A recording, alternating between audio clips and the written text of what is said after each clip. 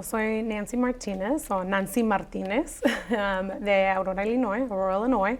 Born and raised, A-Town, all the way through. I know people will say, oh, where are you from? Chicago? I'm like, no, Aurora, second largest city. My parents are from Jiquilpan, Michoacan, Mexico. Both of them born and raised there until their adulthood, and then they moved to the United States. Mm. Can you tell me a little bit about your parents? First of all, what are their full names, and what kind of people are they? What kind of characters? Yeah, so my dad is Luis Flores. My dad is more of our serious person, but he was also the person that helped me to dream, to say like, okay, ¿qué vamos a hacer ahora, mija? Like he's always been the hard worker, okay, let's dream a little bit, but let's also be realistic, right? My mom, she is definitely the one que nos tiene en orden. Her name is Maria Lourdes Cervantes de Flores, as they say in Mexico or in Latin America. She is one of 9 children and the only woman. So she has 8 brothers. Whereas my dad, he has all sisters, 5 sisters, 1 brother. Okay, interesting. So they're both from Jiquilpan, and it sounded like, from what I learned about you, that you've been there, right? Yes. Can you tell me a little bit about that community? What kind of community is it? So I have had the pleasure of being able to go to Mexico because I was born here in the United States. In the beginning, when I did go, I don't remember much, but I know that I had a birthday party here in the United States as well as in Mexico. I actually had 2 birthday parties in Mexico for my one year birthday with both grandmas, because cada quien tiene que tener su fiesta. But I don't remember much of that, but I do remember little things of like just flavors, I think, mostly. But as the years continued, the first times I do remember, my parents were actually undocumented. And obviously things were different back then, of how people were able to come in and out. So it was a different experience from when my parents were undocumented to when they received their documents, because it felt a little bit more like, oh, okay, we can relax, it's vacation now. And I was able to experience Mexico, the good stuff about it. I know everyone says, oh, well, you're on vacation here, but it wasn't. It was just a second home, like home away from home. Yeah. When you say the good stuff, what do you mean? Yeah. Well, I can start with the mornings. The mornings, you hear el, lechero, leche, gas, all of those things. So that's, your senses right away get woken up. You hear people, the bustling, everything, as, a lot of people know in bigger cities. But Jiquilpan is a pueblo. It's considered a pueblo versus a big city. I would say it's probably not as big as Aurora, probably half the size. So to have that, bustling in the morning was the first thing I remember. You didn't need an alarm. You had the rooster and el lechero and the mailman and the gas. So those, I remember that very vividly. The second thing would be, hearing the music from the neighbors, la señora limpiando with her trapeador, or not her trapeador, her escoba, and smelling the fabuloso coming through the window. So yeah, being able to do that, and also being able to live a different lifestyle that we do here in the United States, which is, as a child here, we kind of have to stick around in our neighborhoods. Everything's very separated. And in Mexico, it was like, okay, all the kids, we're going to la tiendita, and then after that, vamos a ir a agarrar licuados, and, and I would tell my parents, hey, I'm going to la plaza. And they're like, okay, who are you going with? So-and-so. Okay. And here I'm like, hey, I'm going to the pharmacy, and the corner, no, mejor voy yo contigo. It's just, those are the things that I remember, that, we were a little bit more, I don't want to say free, but there was a certain libertad to being able to live different experiences. That's interesting. And can you talk a little bit about, what do you know about your parents' decision to leave Jiquilpan, and around what years did they Yeah. come to Aurora? So my dad actually had been here, I think in the late 70s. He worked in Texas and Houston because in Mexico he worked for a brewery, Carta Blanca. Back then it was kind of like they all had their distributors and they were like franchises.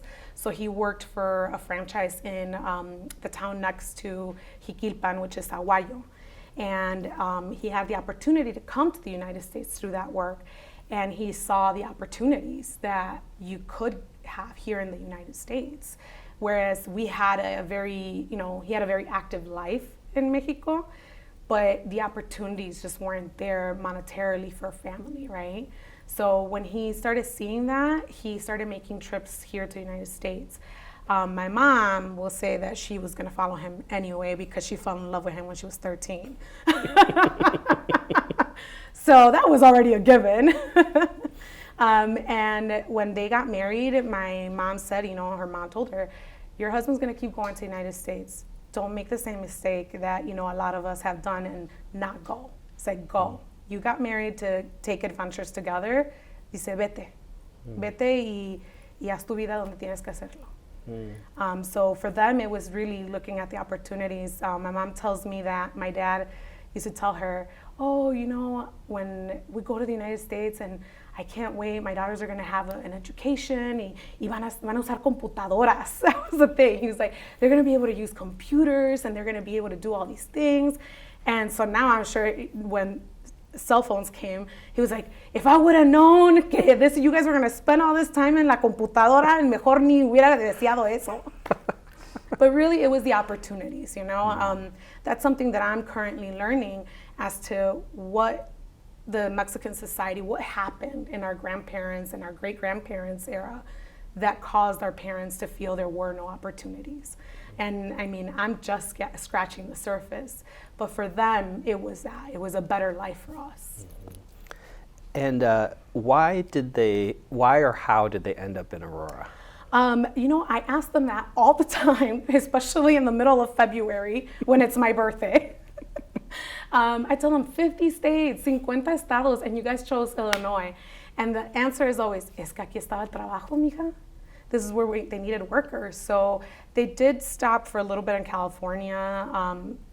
Family got to, be there for a little bit. It was kind of like that stop, right? Like, okay, now where are we going? And my uncle, my mom's older brother, he lived here in Aurora. And he told my dad, hey, I think you can get a job here. You guys can stay where we're staying. The immigrant experience, like, vamos a ver cómo la hacemos. Vamos a salir adelante. Mm-hmm. And so what kind of work did your parents do or have your parents done in Aurora? So my dad, he's done construction. He did sewer and, sewer and plumbing, like out big ones like the roads for like over 20 years. That was probably when my youngest sister was born, which was 92. He retired early because he had been working since he can remember, because in Mexico he had to help his mom and his family. And he was also the oldest in his family. So it was just, for him it was like, all right, we gotta work and en lo que podía. I know he was a mesero in downtown Chicago, and he also did, he gets so proud to tell me he worked at, I forgot the seafood place, it's the Signature Room. He worked there as a busboy at one point, and he remembers that, and he's like, yo me iba, agarraba el autobús, luego agarraba esta línea, and if you tell him now, he probably would tell you his route to work. That's a cool place too, yeah. Okay, thank you for sharing all that. And so, your parents migrated and they were talking about all the opportunities for their kids, and you grew up in Aurora. Can you tell me a little bit about what kind of town was Aurora to grow up in? Well, Aurora has a reputation, but I like to say that, it's como todo, como dice mamá, mientras esté sonando the caso or the thing, it means that there's something going on. There's always progress. It's definitely an immigrant city. I say that because in this neighborhood that I live in, where I lived in and grew up, it's called Pigeon Hill. And prior to the immigration of Mexicans coming there was a huge Romanian immigrant population there. And I just think it's very interesting how we all tend to kind of go to one place first, whether we come from Europe, whether we come from Mexico or, Africa, we go to like usually a spot. And then from there, we kind of expand. But it's a hardworking city, blue collar, but we're always, looking for opportunities. Even now, the growth of Aurora continues. It has its ups and downs, but, we never give up. Can you tell me a little bit about what it was like to go to school in Aurora and what are, I know, that's when school is when most people kind of find themselves and they start to become the person that you become as an adult. So how did your school journey look? Yeah, so I, believe it or not, was a nerd in school. And I say that in a loving way, I really do, because I didn't know I was. Sorry. And they, like growing up, it was very much, there was a huge Hispanic population, mostly Mexicanos, Mexicans. So I never felt like, I thought all schools were like this. Like when I would see like, the high school shows, I'd be like, what schools are like this? My friends bring tortas and, tacos de frijoles or burritos, like, pizza, for lunch was like a big deal. So it was, for me, like I tell people, I grew up in a very Mexican-centered community because it was Aurora in the 90s.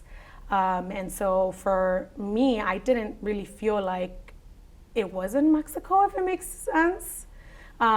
It wasn't until I went into high school and started listening to MTV and, started seeing like a little more diversity that I was like, oh, I know the Mexican culture. I grew up with Marimar and Itati Cantoral, whereas some of my other student friends were, growing up with like Fresh Prince of Bel-Air and, MTV and all these other shows. And so then it kind of started becoming more like, well, I want to learn about that. And then they would say, well, I want to learn about when you go to Mexico because I haven't gone. Mm-hmm. And so we would share stories, right? Mm-hmm. And then the other thing that helped me too was a lot of my friends too were able to go back to Mexico with their family. And when we would go in December, because that's when we get our vacation and everyone's like, en diciembre nos vamos. And we would come back, we would share stories like, oh my God, did you get to see this? Did you get to see that? Oh no, fuimos a las fiestas. And so it was different. It really definitely shaped me with wanting to know more about both cultures and really immersing myself and living both cultures. Mm-hmm. Yeah, and you've talked a little bit about, in other contexts, this kind of dual identity. Can you tell me a little bit about what was your experience like being a high schooler, going back to Mexico, and then often when we travel, right, we come back and we see our home differently, when we leave. So can you talk to me a little bit about that? Yeah, I think the first thing was, I remember the first time that I went with my parents, and I believe I was in sixth grade, December. And I went, and one of the things that my dad always had told us, was how much he grew up with not having. Same thing with my mom. She was a girl, so they tried to protect her a little bit more, about what was going on around. But nonetheless, she felt it, right? So he always would tell me, you guys have no idea how much you have. Because as kids, you always want more. I want a toy. Quiero esta muñeca. But you already have one. And when my dad would tell us this, I'd be like, oh, that was so long ago, Dad. Like, that's not how it is anymore. So one of the first things I did notice when I went to Mexico was seeing how there were kids my age who were working. They weren't going to school. Girls my age who were taking care of their entire brothers and families and even their dads because their mom had to go to work too. And so I got to meet my friends who were working in their parents' tortilleria, or hey, tengo yo que ayudarle a mi mamá en la farmacia. It was a different way. They had responsibilities like adults. So when I came back here and I got to see that we were able to be kids, that was like a big eye-opener for me. And I was in sixth grade. So that really was an impact of how I wanted to treat other people, because you just never know what their situation is or where they came from. Yeah, that's really fascinating. And I know, so you made your way through high school. Well, first of all, anything else that you want to share about your high school experience? Yes. We only have an hour, so. Well, I think the biggest thing was that, I wasn't rebellious in the sense that like, I was going crazy, but, like every girl in high school, we tend to fall in love. And of course, I fell in love with the guy my parents were like, no, when I was 15. And I was their oldest. So, I bring this guy who is like, hey, I want to talk to your parents. I like you. And they were like, no, aquí no. Ella tiene que ir al college, tiene que terminar la escuela, all of this. But, unfortunately and fortunately for them, he became my husband. So I just celebrated with him this year, 23 years of dating. Yeah, 23. So that's important, because he also shaped how we grew up together, right? Certain things, because I got to see the male perspective as a peer versus, like my dad or my uncles who were older.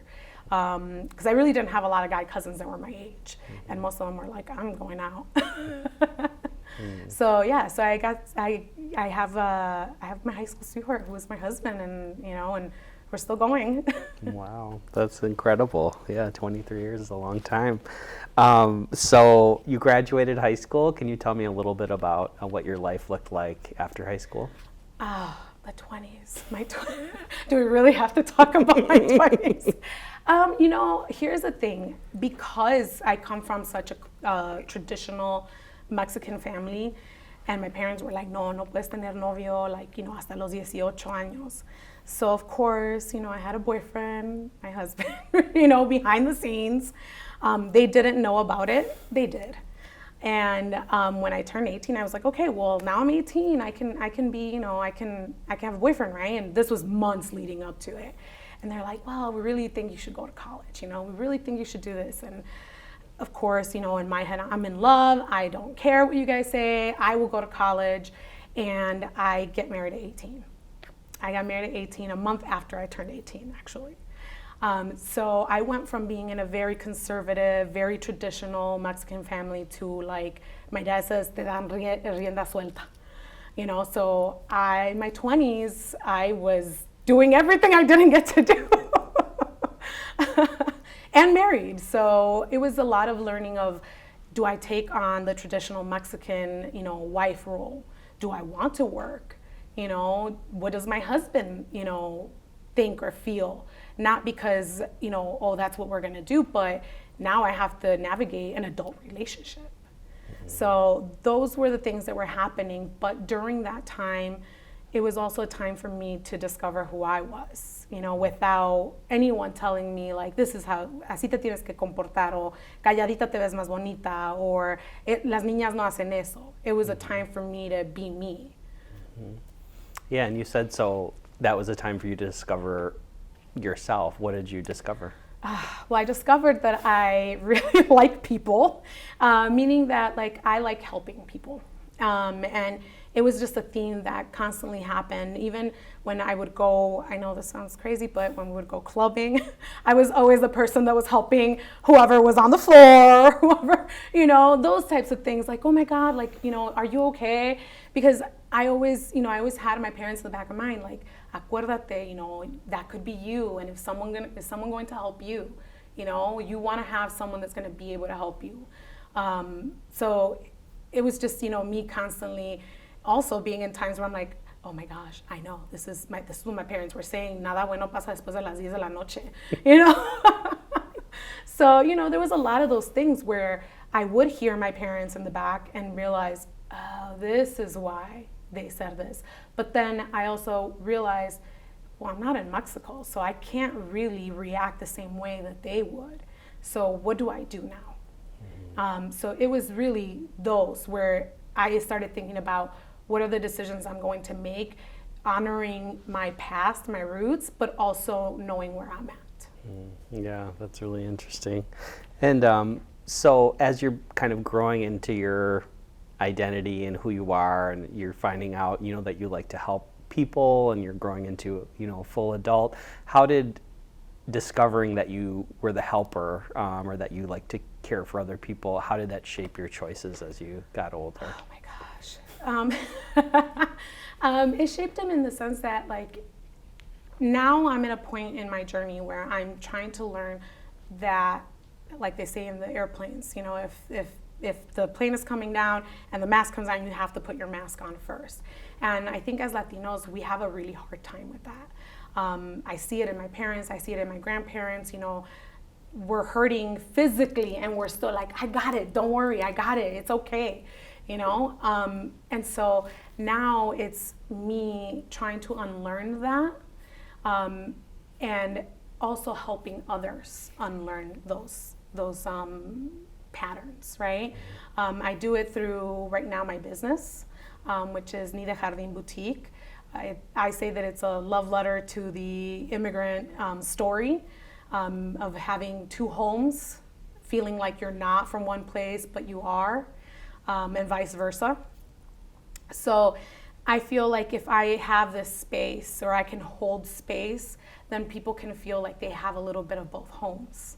And, I always tell people, like, just like nature, a lot of plants, a lot of things they're not natural to our certain environments, but if you give them love and support, and you give them the strength and vitamins and everything, you're going to have a healthy plant or a healthy animal, whatever, even though they're not native to that place. I like that a lot. I really do. I'm just going to make a note of that here. So can you tell me a little bit about your journey towards deciding to open a business? Because you were telling us in your 20s, you're kind of learning, you're having fun, you're enjoying your freedom. But how did that come up, your decision to open a business? The decision was mostly because my mom is the business person in the family. That was one thing I forgot to mention. She always sold something. Whether it was, she would bring kids' clothes from Mexico, like all those big dresses and the big bows, or, the little knitted baby stuff that was traditional. She would bring, we would drive to Mexico, and of course we would drop off all of the stuff that we were going to take to our families there, and then bring all of the things that my mom was going to sell. And like I said, it was anything from like kid clothes to like artesanías to even like women's underwear, because it was like a big thing, like a specific brand. So she sold everything, and so that's where I got it from. And one of the things that she did was that she was such a good salesperson that she was able to save certain money. And when she had that money, she talked to my dad and said, hey, I really think that, with this money, we can start investing in real estate. And, from there, my parents just started investing in real estate and being able to have a little bit extra to say, okay, well, I need to get this for my daughters, or, hey, like, they weren't even thinking about building a portfolio, and, both of them together, but with my mom's business savviness, they were able to build a portfolio of real estate, and they didn't even realize it. So it wasn't hard for me to make that decision to say, okay, I'm going to have my own business. But what was hard is getting the no's first. And I had to really remember every single time my mom, would go and spend her time and show people these things. And, sometimes people were like, hey, that's great, but no. And she'd be like, all right, vamos a la otra casa. So I just had to keep remembering that every no just means, okay, there's another opportunity out there. That's interesting. And so it sounds like your mom was and is a really talented businesswoman. What else did you learn from her in terms of how to run a business? Well, considering that my boutique is mostly plant-based, meaning we do plants and everything, she taught me how to take care of the plants. She didn't do it on purpose. It was more like, Nancy, voy a hacer albóndigas, go get some mint from outside, make sure you wash them like this, and make sure that you don't cut this because then the plant's gonna dry up. Okay, Mom, there I go. Or, hey, there's tomatoes that I need for la salsa. Go, in the summer specifically, go get tomates from the huerta. you know? And so slowly I started learning about the plants, you know, not just for food, but also the plants that we consider decoration here.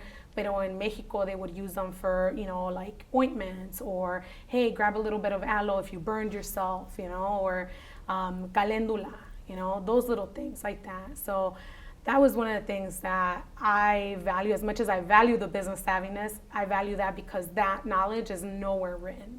It's all things that she learned from her mom, from her grandma, and so on. Yeah. Can you talk to me a little bit more about that? So your mom, because your mom must have learned it from her mother. Yes. Can you just talk about that kind of knowledge flow? What do you know about that? Oh my gosh, yeah. So I do know she knows a lot more. My grandma, she was the youngest daughter, I believe, from my grandparents. And so she kind of had them at her house. And my mom tells me that she didn't remember in the beginning who her mom was, because her grandma was there all the time. So she was able to learn a lot directly from her grandma while her mom was taking care of the kids and everything else. So she learned a lot from her. And then her grandma, I don't know a whole lot about my great-great-grandma, but I know that my great-grandma's sisters and her knew a lot about like herbs and just home remedies and different things that they would do. The reason for that is that they're purépechas from Michoacán, and while they are, from what I've learned, the most colonized of the indigenous groups in Mexico, they did keep a lot of their like herbal remedies and traditions that have to do with their food intact. And that is the reason why, I don't know if you know this, but in Mexico, Michoacán is considered el alma de Mexico. You know, I think, I forgot in what year, but there was a cocinera purépecha that did a competition, and she was one of the reasons that Mexico was put on the spot for gastronomia. Wow. So it really it stems from us being of this specific indigenous group. Yeah, that's interesting. So you're also the at least from what you know, the fourth generation of women who are using this kind of plant-based knowledge that goes back probably even further. Yes, and I know, like I tell people, I know this much, because unfortunately, like I said, we were the most colonized of the indigenous groups, and you know, all of our written word was completely gone. So everything's been oral, and on top of that, you know, my mom and her mom were very religious. So a lot of the things that my great grandma taught them, all of a sudden became like taboo. Like, oh no, that's not, you know, they call it brujeria, and I call it home remedies, you know? So there's a little bit that has been lost because of that. But I'm hoping that as I dig a little bit more, you know, and talk to my mom and talk to some of her aunts that are still alive, that I'm able to get some of it, because I feel that it's really important for us to know. Yeah, I can tell that it seems like you've been on a journey to relearn some of those things. Can you tell me a little bit about what you've done to try to kind of learn more yourself about your own family's past? Well, one is conversations, having conversations with my elders. And I know I'm preparing myself to have two important conversations soon, and once with my surviving grandma and my surviving grandpa, one from each parent, and have a conversation with them and ask them the questions that maybe we're embarrassed or ashamed to ask them. But I think it's important because as I'm learning, that, you know, everything that happened to them, trauma, joy, sadness, whatever, gets stored in our DNA. And it's important to know it because, you know, some of the things, the pains that we feel physically do stem from those traumas. And I want to be healthy. I want my people to be healthy. And we're never going to be that if we don't know our history. Wow, that's really incredible way to put it. I totally agree. So this was you're sharing all this with me to explain your business, right? Yeah. So the kind of the heart of your business extends back multiple generations. It crosses borders, right? It goes back into a history that is covered up in some ways. So tell me a little bit about. So your mom really was your kind of model for starting a business, and you were saying how you were learning a little bit how to accept no's from other people. Tell me a little bit more about your journey towards starting Ni de Jardín. Oh my gosh. Well, with Ni de Jardín, it started with really I would just had my plants at home, and if I'm being honest, I had the idea a long time ago, and I have a diary, and I wrote it down. I didn't put ni de jardín. I specifically put the phrase ni de aquí, ni de allá. And then I said, okay, well, what does that mean to me? And I literally split the page in half. And I said, well, it means that, ni de aquí, okay, well, it means that I love burgers, I love pizza, I love eating, sushi, all that fun stuff, and I also love MTV, and, I like older American music. I actually like country music, which I tell people, I'm like, they're corridos in English. And, so I knew I liked all of that, but I also knew that I liked Juan Gabriel, and I liked, Vicente Fernandez, and I'm a bit of a fresa, if, people who are Mexican know what that is. So there was a little bit of like, okay, where can I find the things that I want that represent me? And I couldn't. I'd had to go and buy certain things from this store or that store. Or like, for example, I love Talavera. I think Talavera should be placed up there with fine china, but I couldn't get it anywhere here. I'd have to wait till December when we would go to Mexico. So I said, okay, if I don't have the space or the place for me to go and buy these things, why not create it? And so really that little page was kind of the catalyst. Unfortunately, for whatever reasons, it kind of got tucked away for a few years. I had my son, and when I had him, it was really kind of like, okay, well, what am I doing? I want to heal myself, but here I am, with my child now, and I haven't done it, and I really haven't done the work. So what am I doing? Right? And so that started kind of creating, okay, I need a space to be able to talk to other Latina moms, or to be able to say, okay, well, what home remedies do you use when your baby is colicky, right? That isn't our moms, but also medicine that is combined, right? And so then from there, I just said, you know what? I'm going to start something. And I started kind of planning behind the scenes, and then COVID hit. As we all know, everything changed. So that kind of, again, got put in the back burner. But one of the things that was constant was me taking care of my plants. And I noticed that the more I took care of my plants, the more I was able to focus on taking care of my son, myself, my home, making sure that I wasn't anxious about what was happening outside, And I always, even to this day, I tell people, you can tell how my mental health is based on how my plants are doing at home. Because if I have the time to take care of them, then I'll have time to take care of me, But yeah, from there, like once the plants started thriving, I started propagating, and eventually I gave enough plants to my friends that they were like, no, we're done. Like, we can't take anymore. We're not plant people like you, Nancy. So I was like, well, I should sell these, right? And once things started opening up a little bit with COVID, I decided that I was going to have a table at the farmers market in Aurora, which is the oldest farmers market in Illinois. And I started there. I went there with a 6-foot table, and did I have a tent the first time? I think I did. I think it was a requirement. So I probably went to Walmart and got one. And I put it up there, put my propagation, some plantitas, and I was like, okay, I think I can, give this one, it's time for a new home. And I started.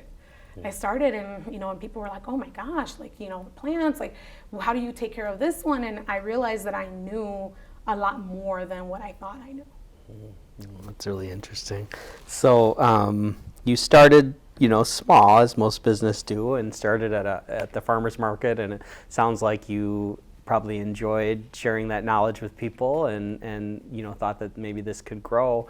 But I also read in some of your comments that you confronted some issues, with financing and things like that. Can you tell me a little bit about how you went from a table at the farmer's market to a larger business? Yeah, I don't like to hear the word no when it comes to my dreams. It just kind of I feel like it's kind of like the fire that gets me going. And yeah, I mean, there are so many resources out there. They're like, oh, we'll help you, right? And when you go being, first generation Mexican American, I was going blind basically, because my mom, she didn't do anything where she was gonna go ask for capital. It was like, all right, voy a juntar dinerito, and once I have enough money, I'll buy my product, and then I'm just gonna sell. And then from there, just kind of doing that. And here I was thinking, okay, well, we have these resources, right? This is why my parents brought me here to the United States, so that I could have other opportunities. And when I was able to go to those, it wasn't that they weren't given to me, but there were, oh, okay, yes, but you need to do this and that. And I would question, well, I understand that, but do you understand that I have no one with this knowledge behind me? I really need your help. And they were not understanding that. So at that point, I said, okay, well, I need to figure something out. And I had a conversation with my husband, and I didn't want to go to him. I really didn't. But, I guess. I went to him, and he's an investor in real estate, and he was like, what is it that you want? And I told him, okay, this is what I believe in. I think this is a great market because, Latinas like me are the largest consumers in the United States, and no one is catering to them. And he's like, okay. He's like, I see your data. I see what you're saying. What's the plan? So I said, I'm looking for a place to rent so that I can have my brick and mortar. And he's like, all right. He's like, well, let's look for rental. And at the moment, the city of Aurora is going through a growth. So there was a lot of demand for the locations for rent. So I wasn't able to find one. And he finally, I would say, the light bulb turned on. And he's like, well, look, he's like, I can't do a flip right now in the residential, but what I can do as an investor is purchase a space, and I'll build it out, and I'll rent it out to you for that. I was like, fine, I guess that works. But at that point, it was like, okay, we're doing this as a team, and it's a win-win because now we're thinking net worth and, hey, okay, this is a actual tangible asset. We're having different conversations than our parents did about how they were running their businesses.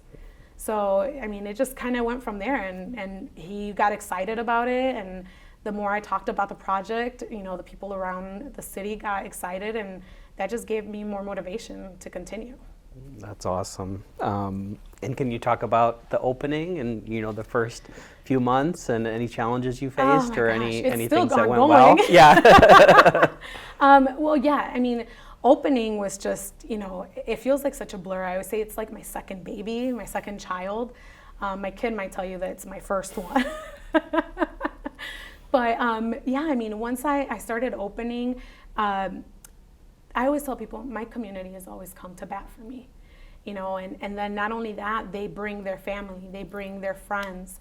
And, there have been challenges in running a business because it's just me. And as much as I could say to my mom, hey, Mom, how do you do this or that? There's a lot of other paperwork or a lot of other, bureaucracy of business, right? That they don't know about, like filing taxes and, they would just be like, oh, it's all sole proprietor. And I'm like, well, no, you have to get an LLC. And so all of those things have been a challenge because we have no one to talk to. And so I've had to learn that mentors who are not a part of your family are important. And, currently I have 2 of them. I'm always looking for more, if anyone's interested. But going from there, it's been hard because really it's like learning everything from scratch. I wish I could say that I have, these entrepreneurial, family members. I do, but it's a different entrepreneurship experience than someone who's already established. Mm-hmm. Yeah. So you're in the process and the business is growing.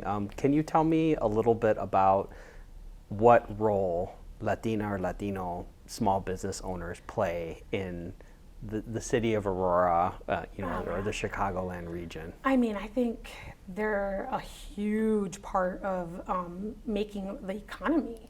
All immigrants, really.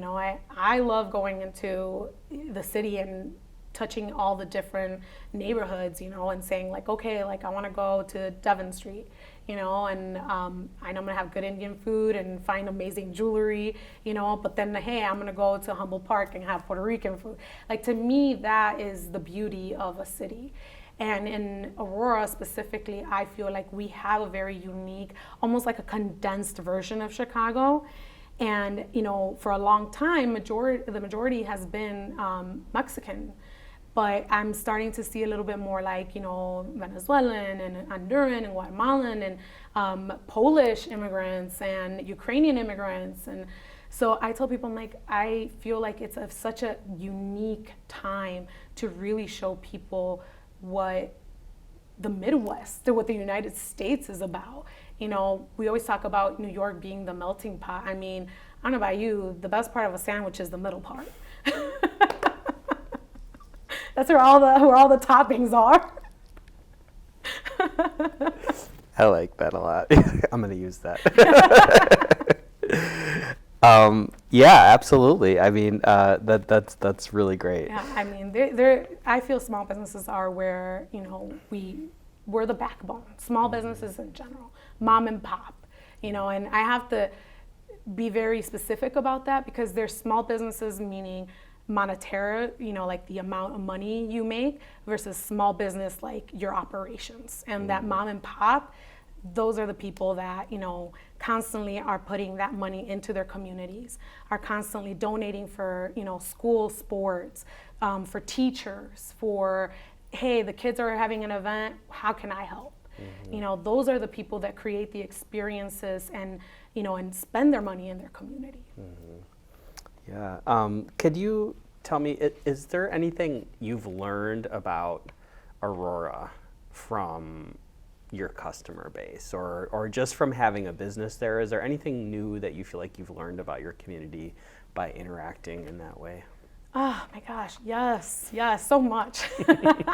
One was that there is such a need for more spaces that are inclusive, where, and I mean that in the sense that I want people to walk in and feel like they could be at their tia's house, or hey, Mima's house was like this in, California, or whoever.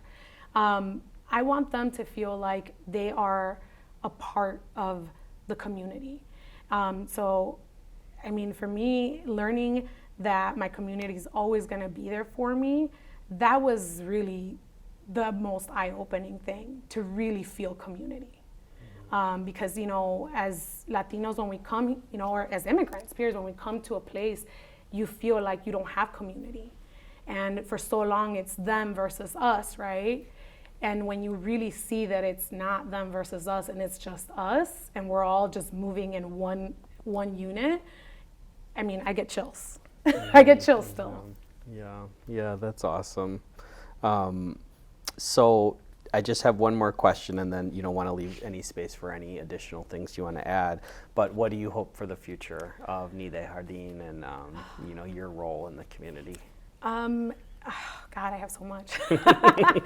Well, honestly, I hope that, people start seeing other people, just, really that. And also for people to start seeing themselves not just as humans, but part of nature, because we really are, and I think, a lot of our indigenous ancestors from all over the world, they've been trying to tell us that, that we are nature. And I think we are losing that. And it's important because just like we got to take care of our plants, we got to take care of ourselves. And I want to see that so much for my community, not just, Latinos, but women, men, that we don't take care of ourselves, and I don't know about you, but I'm tired. Yeah, that's awesome. is, we've covered a lot. We started with, your parents and their origins, and talked a little bit about your childhood and your business. Is there anything else that you want to add, anything that we haven't covered, or any other message that you want to leave folks watching this interview? I think mostly it's just, I know sometimes we all feel alone, and there are times where it is appropriate to feel that way, because it's good to be with yourself. But really, I just know that there's always a helping hand, someone there, even when we don't see it. I'm a great believer in just energy, and I always say, the stars are energy, the sun is energy, you're not alone. We're all, surrounded by that energy. Even once I leave here, some of my energy will stay here, So interact with each other with giving good energy. Okay.